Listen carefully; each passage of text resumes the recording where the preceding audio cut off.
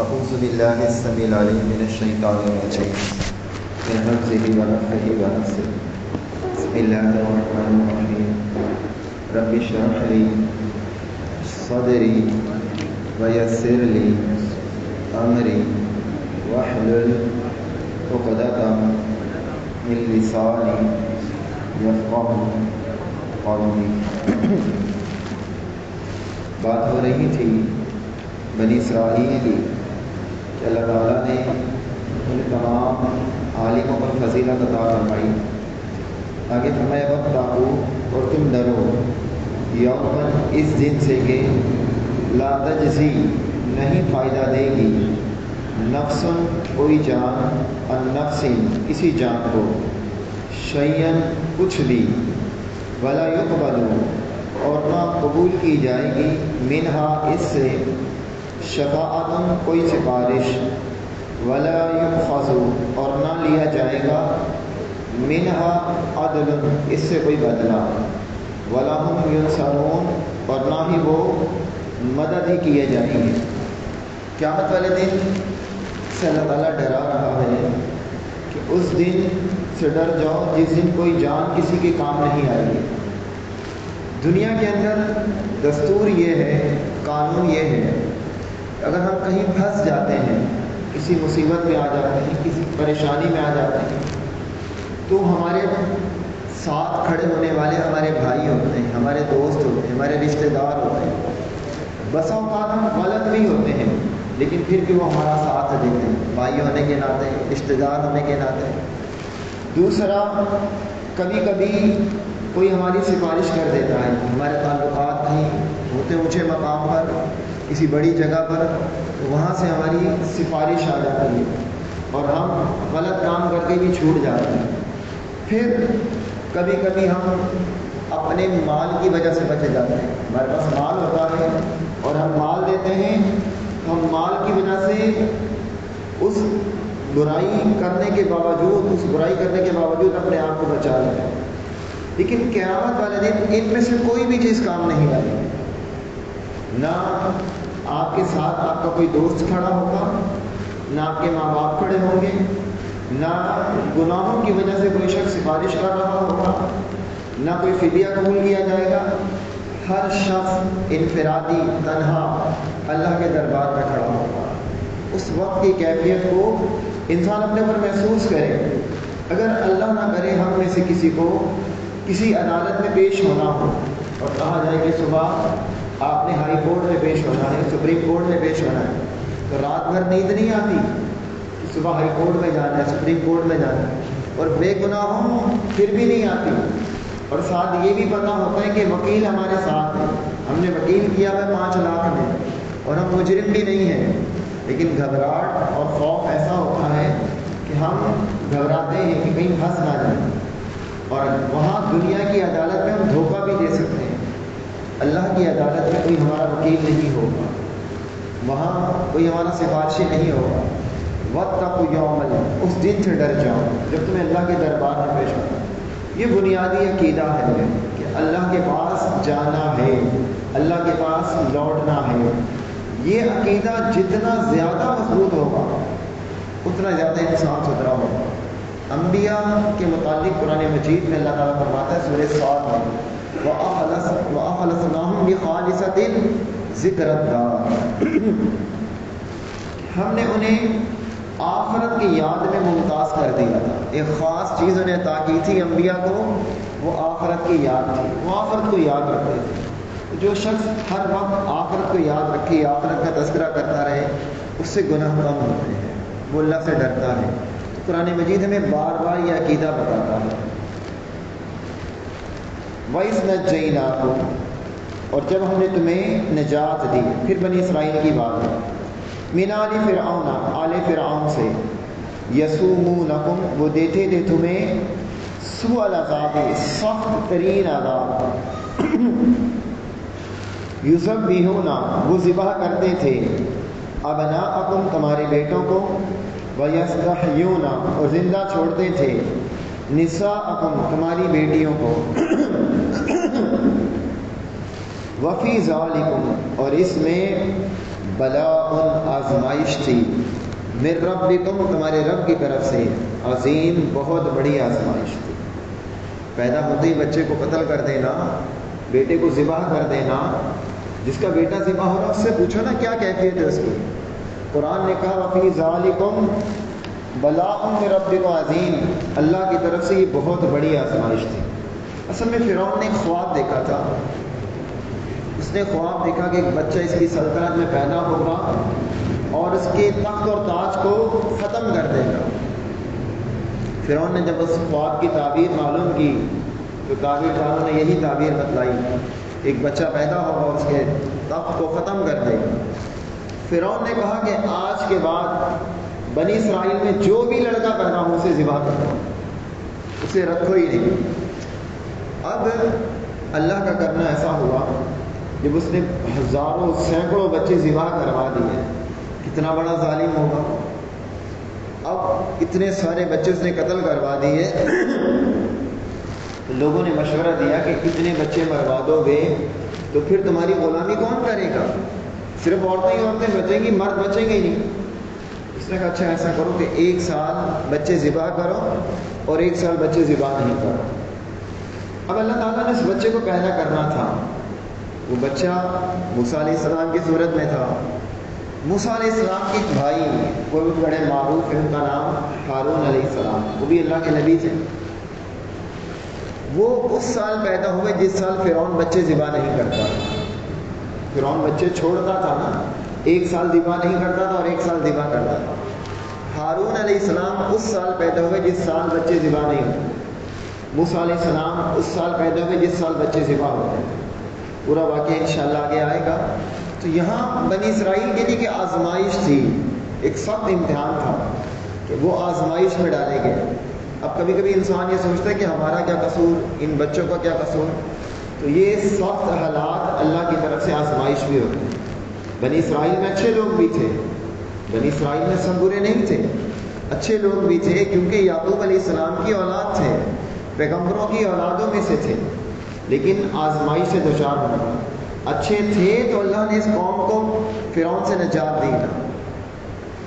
وَإِذْ فَرَقْنَا، اور جب ہم نے پھاڑا بِكُمُ الْبَحْرَ، تمہاری وجہ سے سمندر کو، فَأَنْجَيْنَاكُمْ، پھر ہم نے تمہیں نجات دی، وَأَغْرَقْنَا، اور ہم نے غرق کر دیا، آلَ فرعون، آل فرعون کو، وَأَنْتُمْ تَنْظُرُونَ، اور تم دیکھ رہے تھے۔ قصے موسیٰ علیہ السلام اور فرعون کے بار بار آئیں گے قرآن مجید، بار بار مختلف زاویوں سے مختلف باتوں سے دہرایا جائے گا۔ یہاں یہ بات بتائی گئی کہ جب موسیٰ علیہ السلام نے اپنی قوم کو جمع کیا کہ فرعون کے ظلم و ستم سے نکل آ، اور ساری قوم راتوں رات چل پڑی۔ اب دیکھیں کمیونیکیشن کا کتنا زبردست نظام تھا موسیٰ علیہ السلام کہ پورے بنی اسرائیل کو ایک رات میں خبر دے دی کہ آج ہم نے کوچ کرنا ہے۔ کوئی ایس ایم ایس تو نہیں کیا تھا نا، موبائل سسٹم تو نہیں تھا، ایک ایک بندے کو یہ خبر مل گئی کہ آج رات نکلنا ہے۔ اب ایک ہی رات میں سب نکل پڑے موسیٰ علیہ السلام کے ساتھ۔ صبح جب اٹھے فرعون اور آل فرعون، آج کوئی کام پہ ہی نہیں آیا، کوئی اسرائیلی کام پہ پہنچا ہی نہیں، تو کہا کہاں گئے یہ سارے؟ تعاقب کیا کہ تو بھاگ گئے، مصر چھوڑ کے چلے گئے۔ فرعون پورا لاؤ لشکر لے کر ان کے پیچھے چل رہا۔ اب جب موسیٰ علیہ السلام آگے پہنچے تو دریا پر پہنچ گئے، پانی پر پہنچ گئے۔ اب پیچھے فرعون آ رہا تھا۔ اب قوم تو ڈر گئی کہ یہ کیا ہوا، آگے جائیں تو مارے جائیں، پیچھے جائیں تو مارے جائیں، اب تو بچنے کی راہ ہی نہیں ہے۔ موسیٰ علیہ السلام سے کہتے ہیں کہ کیا ہوگا؟ موسیٰ علیہ السلام نے کہا انی معکم، میرے ساتھ اللہ ہے، وہ سیہدین، مجھے راہ دکھلائے گا۔ انی معکم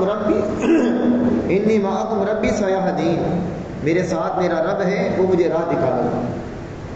اللہ نے موسیٰ علیہ السلام سے کہا کہ اپنا عصا پانی پر مارا۔ موسیٰ علیہ السلام نے عصا کو پانی پر مارا تو جو پانی تھا وہ دو حصوں میں بٹ گیا، ایک حصہ ادھر اور ایک حصہ ادھر، بیچ میں خشکی ہو گئی، پانی کھڑا ہو گیا۔ آج کی سائنس بھی کھڑا نہیں کر سکتی، آج کی جدید سائنس بھی پانی کو کھڑا نہیں کر سکتی۔ پانی اپنا راستہ خود بنا لیتا ہے، لیکن اللہ تعالیٰ نے ایسا سسٹم بنایا کہ ساری میڈیکل، ساری سائنس، ساری ترقی فیل تھی۔ موسیٰ علیہ السلام نے عصا مارا، اب یہ بنی اسرائیلی موسیٰ علیہ السلام کے ساتھ پانی میں اتر گئے، خشکی میں اتر گئے۔ اب فرعون پیچھے سے سر پر پہنچ گیا، یہ پار ہو گئے، فرعون اور آل فرعون نے ان کا تعاقب جو کر رہے تھے وہ بھی اس خشکی پر اتر گئے۔ اب جب موسیٰ علیہ السلام اپنے لاہو لشکر کو لے کر چلے گئے تو اس دریا کو اللہ نے دوبارہ ملا دیا، اور فرعون آل فرعون وَأَغْرَقْنَا آلَ فِرْعَوْنَ، اللہ نے آل فرعون کو غرق کر دیا۔ سورہ یونس میں اللہ فرماتا ہے فَنَجَّيْنَاهُ فَالْيَوْمَ نُنَجِّيكَ بِبَدَنِكَ لِتَكُونَ لِمَنْ خَلْفَكَ آيَةً، کہ ہم تیرے بدن کو بچا لیں گے، ہم تیرے بدن کو بچا لیں گے تاکہ وہ آنے والے لوگوں کے لیے نشانی بن جائے۔ اور فرعون کی لاش اب ملی ہے 100-150 سال پہلے، یہ بدن اللہ نے بچا لیا۔ اب دیکھیں، جب مسلمانوں کے سامنے اس وقت کے جو مسلمان تھے موسیٰ علیہ السلام کے ساتھ بنی اسرائیل، وَأَنْتُمْ تَنْظُرُونَ، وہ دیکھ رہے تھے ان کو ڈوبتے ہوئے۔ اب بنی اسرائیل پر انعامات دیکھیں، اگر آپ سے کہا جائے کہ آپ نے آج رات کراچی کو چھوڑنا ہے اور پیدل جانا ہے، آپ گھر سے کیا لے کر جائیں گے؟ بستر، کپڑے، برتن، صرف گولڈ اور روپیہ پیسہ، اور کوئی چیز نہیں اٹھائیں گے آپ۔ پیدل جانا ہے، کہاں سے کچھ اٹھائیں گے، کہاں سنبھالیں گے، پتہ نہیں کہاں جانا ہے۔ اور موسیٰ علیہ السلام کے ساتھ سب چلے گئے، اب سونا لے کر گئے تھے۔ سورہ قصص میں جو بات آ رہی ہے کہ سامری جادوگر نے ان سے سونا لے لیا اور اس کا ایک بچڑا بنا دیا تھا۔ سامری جادوگر وہاں تھا، اس نے ایک بچڑا بنا دیا، یہ بچڑے کی عبادت کرنے لگ گئے تھے۔ اللہ فرماتا ثم عفونا، پھر معاف کر دیا ہم نے، عنکم تمہیں، من بعد اس کے، ذالک وَإِذْ وَعَدْنَا مُوسَىٰ، اور جب وعدہ کیا ہم نے، وعدہ لیا ہم نے موسیٰ علیہ السلام سے 40 لیلۃ، 40 راتوں کا، اللہ تعالیٰ نے 40 راتوں کا وعدہ لیا۔ ثم اتخذتم العجل، پھر بنا لیا تم نے بچڑے کو معبود، من بعد ہی، اس کے بعد، یعنی موسیٰ علیہ السلام کے کوہ طور پر جانے کے بعد، وَأَنْتُمْ ظَالِمُونَ، جبکہ تم ظالم تھے۔ اللہ تعالیٰ نے موسیٰ علیہ السلام کو کوہ طور پر بلایا 30 راتوں کے لیے، 30 راتوں کے لیے بلایا، اور جب موسیٰ علیہ السلام وہاں پہنچ گئے تو اللہ نے 10 راتیں اور بڑھا دی کہ 40 راتیں پوری کرو۔ سورہ اعراف میں ہے کہ ہم نے 30 راتوں کے لیے بلایا، پھر 10 اور بڑھا کر 40 کی، تو 40 راتیں موسیٰ علیہ السلام کوہ طور پر رہے، اللہ سے ہم کلام ہوئے، اللہ نے تورات دی۔ یہاں پیچھے ہارون علیہ السلام اپنی قوم میں تھے، بنی اسرائیل میں تھے۔ اب یہاں سامری جادوگر نے جو ان کے زیورات تھے اس سے ایک بچڑا بنا دیا، اور بچڑا بھی ایسا بنایا، مصر میں لوگ گائے کی عبادت کرتے تھے۔ اب سامری نے بچڑا بنایا، کہا کہ معبود تو یہ ہے، فنسی موسیٰ، موسیٰ علیہ السلام تو بھول گئے۔ وہ بچڑا ایسا تھا، جب ہوا چلتی تھی نا اس میں سے کراس ہوتی تھی، اور بچڑے کے منہ سے ایسا لگتا تھا آواز نکل رہی ہے، تو وہ محسوس ہوتا تھا کہ یہ شاید کچھ بولتا ہے، تو وہ دھوکے میں آ گئے کہ یہ سونے کا کلام کر رہا ہے، بول رہا ہے، اس میں سے آواز نکل رہی ہے۔ وہ ہوا کی وجہ سے ہوتی تھی۔ آج بھی ہوا کی وجہ سے آپ دیکھتے ہیں جب پردوں پہ ہوا لگتی ہے تو کیسی عجیب آوازیں آتی ہیں، آوازیں عیاں ہوتی ہیں، نمایاں ہوتی ہیں۔ اس نے ایسا بچڑا بنایا جس میں سوراخ تھا، جب ہوا گزرتی تو آواز آتی ہے۔ اب موسیٰ علیہ السلام جب واپس آئے، انہوں نے دیکھا قوم بچڑے کی عبادت کر رہی ہے، لیکن قوم کو جب سمجھایا تو قوم نے اللہ سے معافی مانگی۔ اللہ نے فرمایا پھر ثم عفونا، پھر معاف کر دیا ہم نے، انکم تمہیں، من بعد اس کے، ذالک لعلکم تشکرون، اس کے کہ شاید تم شکر گزار کرو۔ اللہ نے ان کا شرک بھی معاف کر دیا، شرک کر تو بیٹھے تھے لیکن جب معافی مانگی تو اللہ نے معاف کر دیا۔ اور آگے ہم پڑھیں گے معافی کا طریقہ پتہ کیا تھا؟ معافی کا طریقہ یہ تھا کہ اللہ نے فرمایا کہ ایک دوسرے کو قتل کرو، ایک دوسرے کو قتل کرو۔ بنی اسرائیل نے ایک دوسرے کو قتل کیا تھا، پھر جا کے شرک سے انہیں معافی ملی تھی۔ یہ بات ہم قرآن میں انشاءاللہ پڑھیں. تو اللہ رب العزت نے انہیں معاف کر دیا. شرک کی سزا اور پھر ان کا اللہ سے معافی مانگنا, اللہ نے معاف کر دیا. من بعد ذالک لعلکم تشکرون, تاکہ تم شکر گزار بن جاؤ, اللہ کا شکر ادا کرو. وَإِذْ آتَيْنَا, اور جب ہم نے دی موسیٰ الکتاب, موسیٰ علیہ السلام کو کتاب, والفرقان, اور فرقان دیا, لعلکم تہتدون, شاید کہ تم ہدایت پا جاؤ. اللہ تعالیٰ نے موسیٰ علیہ السلام کو کتاب دی. کتاب کون سی دی تھی؟ تورات. موسیٰ علیہ السلام کو تورات ملی تھی. فرقان کیا ہے؟ اللہ نے فرقان بھی دیا. فرقان کہتے ہیں حق اور باطل کو فرق کرنے والی چیز, جو حق اور باطل کے درمیان فرق کر دے اسے فرقان کہتے ہیں. قرآن مجید کو بھی فرقان کہا گیا. سورہ فرقان ہے بلکہ پوری ایک. فرمایا بسم اللہ الرحمن الرحیم, تبارک الذی نزل الفرقان علی عبدہ لیکون للعالمین نذیرا. ہم نے اپنے بندے پر فرقان اتارا ہے تاکہ لوگوں کو ڈرائے. فرقان قرآن ہے. مثلا آپ کہتے ہیں مچھلی حلال ہے, ایک کہتا نہیں مچھلی حرام ہے. اب فرق کہاں سے کریں گے؟ اللہ کی کتاب سے. اللہ کی کتاب سے فرق کریں گے کہ یہ فرقان ہے, حق اور باطل میں فرق کرنے والا. اور اللہ فرقان پتہ کسے دیتا ہے؟ یا ایھا الذین آمنوا ان تتقوا اللہ یجعل لکم فرقانا. سورہ انفال کی آیت ہے قرآن مجید. اے ایمان والوں کو, تم اللہ سے ڈرو گے تو اللہ تمہیں فرقان دے دے گا. اللہ تمہیں یہ صلاحیت دے دے گا کہ تم حق اور باطل کے درمیان فرق کر سکو گے. کوئی تمہارے سامنے باطل لے کر آئے گا, تمہیں پہچان ہو جائے گی کہ یہ حق ہے اور یہ باطل ہے, تم اس باطل کو پہچان لو گے. تو یہ اللہ کی کتاب کی صفات ہیں. قرآن کی بھی یہی صفات تھی کہ یہ حق اور باطل میں فرق کرنے والی, اور تورات بھی حق اور باطل کے درمیان فرق کرنے والی.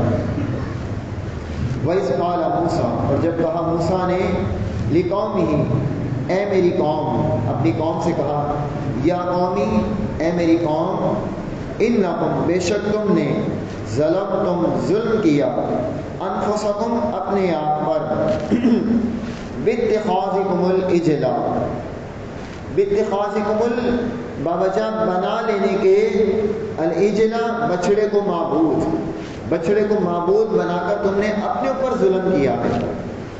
فتوبوا, لہذا تم توبہ کرو, الی بارئکم, اپنے پیدا کرنے والے کی طرف, فقتلوا انفسکم, اور قتل کرو تم اپنے آپ کو, قتل کرو تم اپنے آپ کو. ذالکم خیر لکم, یہ بہتر ہے تمہارے لیے, عند بارئکم, تمہارے پیدا کرنے والے کے نزدیک. فتابا, چنانچہ اللہ متوجہ ہوا, علیکم, تم پر, انہ, بلا شبہ وہ التواب, وہی ہے توبہ قبول کرنے والا, الرحیم, خوب رحم کرنے والا. موسیٰ علیہ السلام نے اپنی قوم سے کہا کہ تم نے بچڑے کو معبود بنا کر اپنے پر ظلم کیا ہے, اب اللہ سے معافی مانگو, اور فقتلوا انفسکم, اپنے آپ کو قتل کرو. مفسرین لکھتے ہیں کہ یہ 3 گروہ بن گئے تھے. بنی اسرائیل کے بچڑے کی عبادت کے حوالے سے 3 گروہ بن گئے تھے. ایک گروہ وہ تھا جو بچڑے کو پوجتا تھا, ایک گروہ وہ تھا جو اس عبادت سے منع کرتا تھا, اور ایک گروہ وہ تھا جو خاموش تھا, بچڑے کی عبادت بھی نہیں کرتا تھا اور منع بھی نہیں کرتا تھا. اب جب یہ اللہ کا حکم آیا کہ فقتلوا انفسکم, تو جو منع کرتے تھے, مواہب تھے, انہوں نے ان کو قتل کیا جو بچڑے کو پوجتے تھے, جو بچڑے کی عبادت کرتے تھے وہ قتل کیے گئے. تو جب ان کا قتل ہوا تو پھر اللہ ان کی طرف متوجہ ہوا اور ان کی توبہ قبول کر لی. پھر گناہ گار سبھی شمار ہو رہے تھے کہ بچڑے کی عبادت دیکھ کر خاموش رہے تھے. ایک گروہ جو منع کر رہا تھا, پھر انہی کے ہاتھوں وہ شرک کرنے والے قتل کیے گئے. وَإِذْ قُلْتُمْ يَا مُوسَىٰ, اور جب تم نے کہا اے موسیٰ, لَن نُؤْمِنَ, ہرگز نہیں ہم ایمان لائیں گے, لَکَ, آپ پر, حتیٰ کہ نَرَى اللَّهَ, ہم دیکھ لیں اللہ کو, جَهْرَةً, علانیہ, سامنے, فَأَخَذَتْكُمُ الصَّاعِقَةُ, پھر تمہیں پکڑ لیا بجلی کے عذاب نے, وَأَنْتُمْ, جبکہ تم, تنظرون, دیکھ رہے تھے. موسیٰ علیہ السلام کی قوم کہتی کہ موسیٰ ہم اللہ پر ایمان نہیں لائیں گے جب تک اللہ کو دیکھنا۔ اچھا یہاں ایک نقطہ اور دیکھیں، موسیٰ علیہ السلام نے بھی اللہ سے کہا تھا کہ میں آپ کو دیکھنا چاہتا ہوں۔ موسیٰ علیہ السلام نے بھی کہا تھا، سورہ اعراف میں آئے گی یہ بات، لیکن وہاں یہ بات نہیں کہی گئی۔ اصل میں یہ جو کہا قوم نے، یہ بطور طنز اور اعتراض کہا تھا کہ ہم اللہ کو دیکھیں گے تو مانیں گے، ویسے نہیں مانیں گے۔ اور موسیٰ علیہ السلام نے جو کہا تھا وہ بطور محبت کہا تھا۔ میں آپ کو مثال دوں، آپ کا کوئی دوست، کسی سے آپ کی دوستی ہو جائے، کسی مرد سے آپ کی دوستی مردوں سے ہو، دوسرے ملک میں ہو، سعودیہ میں ہے یا امریکہ میں ہے، بات چیت ہو گئی، اب آپ کی کیا خواہش ہوتی ہے؟ اب تو ویڈیو کالز آ گئی، آپ دیکھ لیتے ہیں، تصویریں آ گئی، ورنہ انسان کی خواہش ہوتی ہے کہ اسے دیکھے، جس سے بات چیت ہوتی ہے اسے دیکھنے کی آرزو ہوتی ہے، یہ محبت کی دلیل ہوتی ہے۔ اب موسیٰ علیہ السلام سے اللہ کلام کر رہا تھا، اللہ کلام کرتا تھا، وَكَلَّمَ اللَّهُ مُوسَىٰ تَكْلِيمًا، اللہ تعالیٰ موسیٰ علیہ السلام سے کلام کرتا تھا۔ تو موسیٰ علیہ السلام نے محبت کی بنیاد پر یہ بات کہی کہ میں اللہ کو دیکھنا چاہتا ہوں۔ انہوں نے تو اعتراض کی بنیاد پر یہ بات کہی۔ اچھا یہ تھے بھی جب موسیٰ علیہ السلام کوہ طور پر گئے تھے تو اکیلے نہیں گئے تھے، 70 ان کے جو موسیٰ علیہ السلام کے ساتھی تھے ان کے ساتھ تھے، 70 ساتھی موسیٰ علیہ السلام کے ساتھ گئے تھے کوہ طور پر۔ اب جب موسیٰ علیہ السلام سے اللہ نے کلام کیا، اللہ نے انہیں تورات دی، 40 راتیں موسیٰ علیہ السلام وہاں رہے، تو ان 70 لوگوں نے کہا کہ ہم اللہ کو دیکھنا چاہتے ہیں۔ یہ وہ 70، پوری بنی اسرائیل نے نہیں کہا تھا، یہ 70 افراد تھے۔ ہوا کیا؟ فَأَخَذَتْهُمُ الصَّاعِقَةُ، ان پر بجلی گری اور یہ مر گئے۔ بعض مفسرین کہتے ہیں کہ اللہ نے جیسے پہاڑ میں تجلی ڈالی تھی نا، موسیٰ علیہ السلام بے ہوش ہو گئے تھے، تو ایسے ہی اللہ کی تجلی کسی چیز پر آئی اور یہ مر گئے، یہ اللہ کی تجلی بھی برداشت نہ کر سکے۔ یہ بعض مفسرین کے اقوال ہیں، لیکن یہاں تو یہ بات واضح ہے کہ فَأَخَذَتْهُمُ الصَّاعِقَةُ وَأَنْتُمْ تَنظُرُونَ، ان پر بجلی گری اور وہ مر گئے۔ اب جب یہ مر گئے تو موسیٰ علیہ السلام پریشان ہو گئے کہ 70 افراد کو ساتھ لے کر آئے تھے، قوم کے پاس واپس جائیں گے تو قوم بولے گی کہاں گئے وہ لوگ، قوم کو کیا جواب دیں، قوم کو کیسے سمجھائیں گے، کیسے قائل کریں، کیسے بتلائیں گے۔ اب موسیٰ علیہ السلام نے اللہ سے دعا کی، کہا کہ اللہ ان 70 کو واپس زندہ کر دے، انہیں زندگی دے دے، میں واپس قوم کے پاس جاؤں گا، تورات لے کر جاؤں گا، یہ ساتھی لے کر آیا تھا۔ موسیٰ علیہ السلام اللہ سے فریاد کرتے، اگلی آیت میں اللہ نے فرمایا ثم بعثناکم، پھر زندہ کیا ہم نے تمہیں، من بعد موتکم، تمہاری موت کے بعد، لعلکم تشکرون، شاید کہ تم شکر کرو۔ اللہ نے تمہیں زندگی دے دی، زندہ کر دیا، اللہ کا قانون نہیں ہے، لیکن اللہ سے کوئی پوچھ سکتا ہے کہ کیوں نے زندگی دی دوبارہ؟ مرنے کے بعد بھی اللہ نے زندہ کر دیا۔ یہ معجزہ تھا ایک موسیٰ علیہ السلام کی طرف، اللہ کی طرف سے۔ موسیٰ علیہ السلام کو اللہ تعالیٰ نے کتنے معجزے دیے تھے؟ 9۔ وَلَقَدْ آتَيْنَا مُوسَىٰ تِسْعًا، سورہ بنی اسرائیل کی آیت، اللہ تعالیٰ نے موسیٰ علیہ السلام کو 9 معجزے دیے تھے قرآن مجید میں۔ یہ بات اللہ نے ان افراد کو، جو 70 افراد مارے گئے تھے، من بعد موتکم، بے ہوش نہیں ہوئے تھے، تمہاری موت کے بعد تمہیں زندگی دے دی، لعلکم تشکرون، شاید تم شکر گزار بن جاؤ، اللہ کا شکر کرنے والے بن جاؤ۔ وَظَلَّلْنَا، اور ہم نے سایہ کیا، علیکم الغمامہ، تم پر بادلوں کا، وَأَنزَلْنَا، اور ہم نے نازل کیا، علیکم المنّ، تم پر من، والسلوى، اور سلوہ، کلو، تم کھاؤ، من طیبات، ان پاکیزہ چیزوں سے، ما رزقناکم، جو ہم نے تمہیں دیں، وما ظلمونا، اور ہم نے ظلم نہیں کیا تم پر، ولیکن کانوا انفسہم، لیکن تھے وہ اپنے آپ ہی پر، یظلمون، ظلم کرتے، اور نہیں ظلم کیا انہوں نے ہم پر، لیکن وہ اپنے آپ پر ظلم کر رہے تھے۔ اب دیکھیں جب یہ قوم مصر سے نکلتی ہے اور موسیٰ علیہ السلام کے ساتھ اس دریا سے پار ہو جاتی ہے، اب ان کے پاس نہ گھر ہے، نہ لباس ہے، نہ کاروبار ہے، نہ تجارت ہے، ایک کھلے میدان میں ہے، باغات بھی نہیں ہے۔ اللہ تعالیٰ نے بادلوں کو ان پر سایہ بنا کر رکھ دیا، کئی دنوں تک مسلسل، کافی عرصے تک بادل ان کے اوپر سایہ بنے رہے، دھوپ نہیں آتی تھی، کھلے میدان میں بادلوں کا سایہ، اور اللہ اسی کو بابر کروا رہا ہے۔ کہ اللہ تعالیٰ نے وَظَلَّلْنَا عَلَيْكُمُ الْغَمَامَ، اللہ نے بادلوں کا سایہ کیے رکھا. اب بادلوں کا سایہ ہو تو کھلی ہوا بھی اچھی لگتی ہے، پھر انسان کھلے ماحول میں بھی رہ لیتا ہے. کھانے پینے کو بھی کچھ نہیں تھا تو اللہ تعالیٰ نے وَأَنزَلْنَا عَلَيْكُمُ الْمَنَّ وَالسَّلْوَىٰ، اللہ نے من اور سلوہ نازل کیا. من میٹھا تھا ان کا، اور سلوہ جیسے بھنا ہوا گوشت ہوتا ہے ایسے تھا. کبھی کبھی بارش میں کھبی گرتی ہے، گرین سے کلر کا ایک پھل ہوتا ہے، بارش میں وہ بارش کے ساتھ گرتا ہے، اس کا پانی آنکھوں کے لیے شفا ہے. حدیث میں اس کا تذکرہ ہے. فرمایا کہ وہ من کی ایک قسم ہے. من ویسا تھا، گرین سا پھل بارش میں شاید کسی نے دیکھا ہو، جیسے سیب ہوتا ہے نا، اس طرح کا ہوتا ہے. جب بارش برستی ہے تو گرتا ہے، کہیں کہیں گرتا ہے، ہر جگہ نہیں گرتا. تو وہ من کی ایک قسم، اس میں پانی ہوتا ہے، وہ آنکھوں کے لیے شفا ہے. تو اللہ تعالیٰ کے انعامات دیکھیں، ایسا اللہ نے کسی قوم کے ساتھ نہیں کیا. آپ کو محنت کرنی پڑتی تھی کھانے کے لیے، پکانے کے لیے، ساری انسانیت کو، لیکن اللہ نے ان کو گھر بار نہیں تھا تو بادلوں کو سایہ بنا دیا اور من اور سلوہ ان پر اترتا رہا. یہ وہ قوم تھی جو فرعون کے ظلم و ستم سے بچ کر نکلی تھی، بچ کر آئی تھی. یہ وہ لوگ تھے. لیکن اللہ فرماتا ہے کہ ہم نے ظلم نہیں کیا، ہم پر ظلم نہیں کیا، خود اپنے اوپر ظلم کیا، زیادتیاں خود کرتے تھے.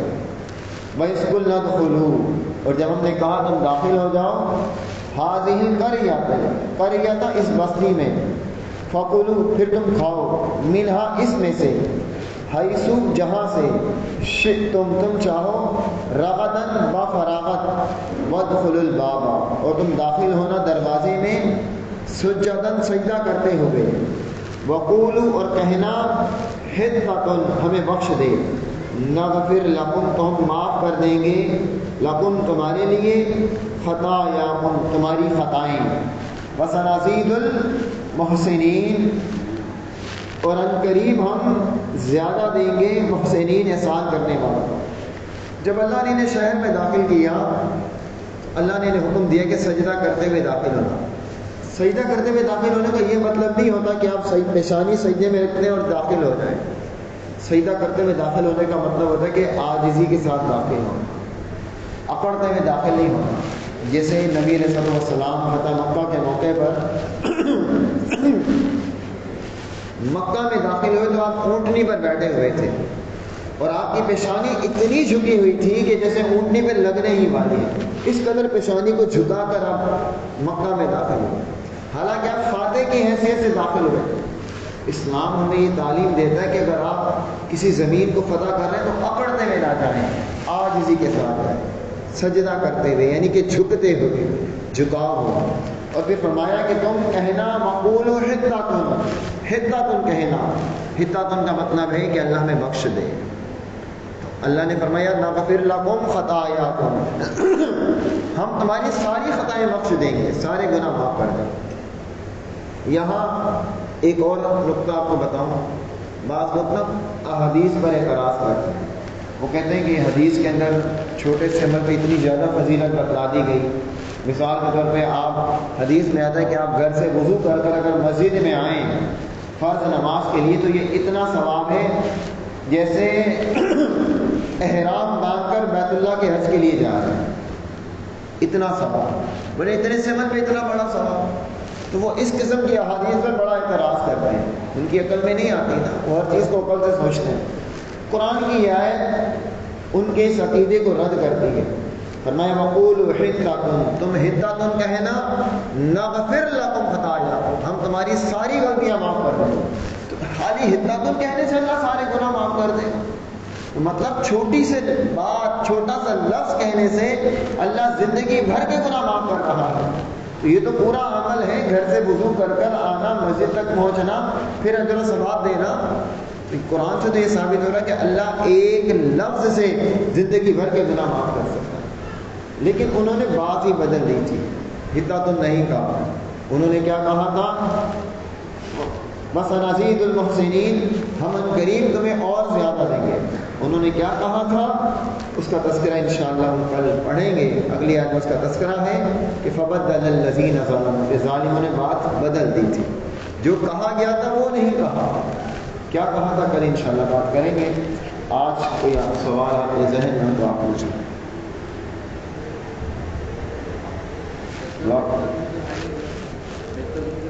اے اللہ میں معاف کر دے.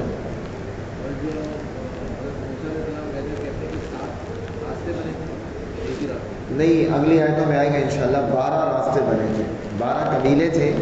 تو ایک پتھر پر انہوں نے اپنا عصا مارا تھا، ایک پتھر تھا، اس کو انہوں نے لاٹھی ماری تھی تو 12 چشمے پھوٹ پڑے تھے. تو 12 قبیلے تھے، ہر قبیلے کا چشمہ الگ الگ تھا. تو انشاءاللہ انہی آیتوں میں بنی اسرائیل کے واقعات میں پہلے بارے میں ہی.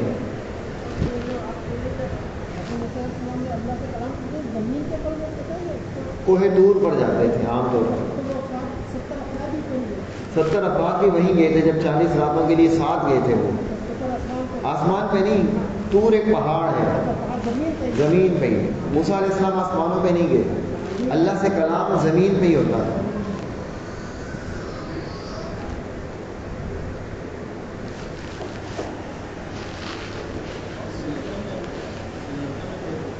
پتہ نہیں،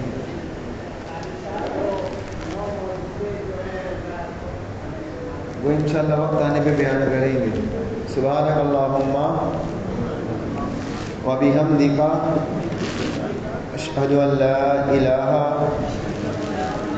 الا انت استغفرک و اتوب الیک.